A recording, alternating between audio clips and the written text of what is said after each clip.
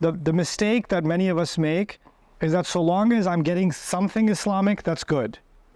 The problem with that is you'll hear 20 years of something Islamic and we'll learn nothing because you're just all over the place. It's just random stuff.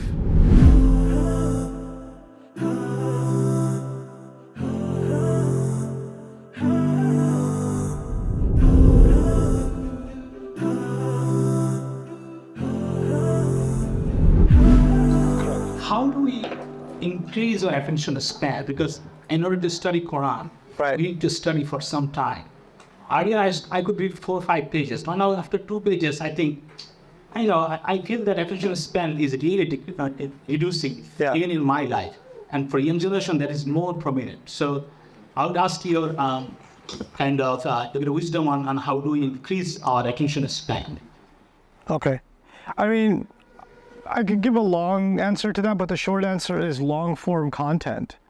I think, okay, if you can't pay attention to reading too much, then at the very least start listening to longer materials. Like I know in my generation, the 1830s, when we were consuming Islamic materials, we were getting cassette tapes. That's how old I am. But you wouldn't get one cassette tape. You get a set of them and you'd listen to 40, 50 hours of something, right? So the Arabs here are used to listening to Sheikh al-Sha'rawi, for example, rahimahullah, and they've heard hundreds of hours of him. Like I grew up, in my young college years, I was listening to dozens and dozens and dozens, actually hundreds of hours of Dr. Asar Ahmed, for example, right? Or Dr. Jamal Badawi, for example.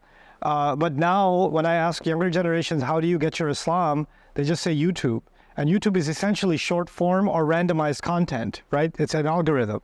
So my first suggestion is systematic learning. Even if it's casual learning, it's continuous, right? It's a long series that you're consuming. So you decide what subject you want to learn and you kind of ignore all the other subjects.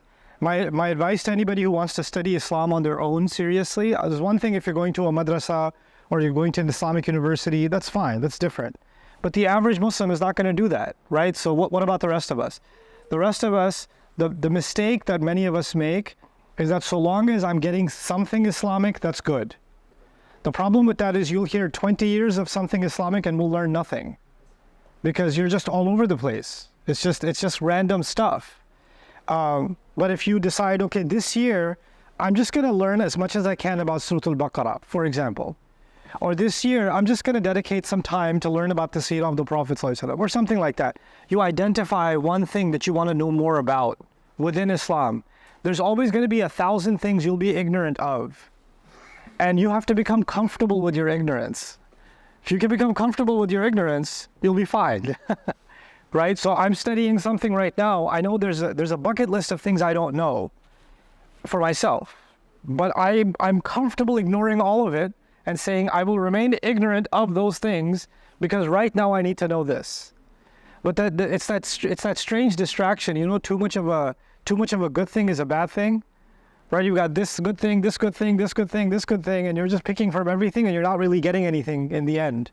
So that would be my advice for developing not just attention span, but also really educating yourself over time.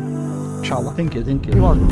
I hope you guys enjoyed that video clip. My team and I have been working tirelessly to try to create as many resources for Muslims to give them first steps in understanding the Quran all the way to the point where they can have a deep, profound understanding of the Quran. We are students of the Quran ourselves, and we want you to be students of the Quran alongside us. Join us for this journey on BayyinaTV.com, where thousands of hours of work have already been put in. And don't be intimidated, it's step by step by step, so you can make learning the Quran a part of your lifestyle. There's lots of stuff available on YouTube, but it's all over the place. If you want an organized approach to studying the Quran beginning to end for yourself, your kids, your family, and even among peers, that would be the way to go. Sign up for BayyinaTV.com.